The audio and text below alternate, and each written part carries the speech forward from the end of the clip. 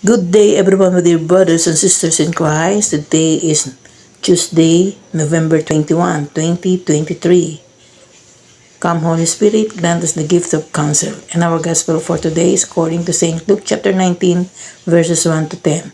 Nakilala ni Zaccheo si Jesus. Ang pagpapahayag ng mabuting balita ayon sa aklat ng San Lucas. Pumasok si Jesus sa Jericho at naglakad sa kabayanan. May isang tao roong ang pangalan ay Zaccheo, isang pinuno ng mga maniningil ng buwis at siya'y mayaman. Sinikap niyang makita si Jesus upang makilala kung sino ito. Ngunit sa dami ng tao, hindi niya ito makita dahil siya'y pandak.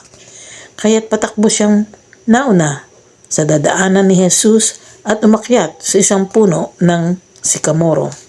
Pagtapat ni Jesus sa lugar na iyon, tumingala siya kay Zaccheo at sinabi, "Zaccheo, bumaba ka agad sapagkat kailangan kong tumuloy ngayon sa iyong bahay."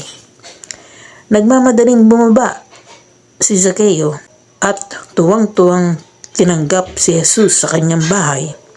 Lahat ng nakakita nito ay nagbulong-bulungan. Nakikituloy siya sa isang makasalanan. Sabi nila, tumayo si Zaccheo at sinabi niya kay Jesus, "Panginoon, ipamimigay ko po sa mga mahihirap ang kalahati ng aking mga kayamanan. At kung ako'y may nadayang sinuman, isasauli ko ito sa kanya ng makaapat na beses."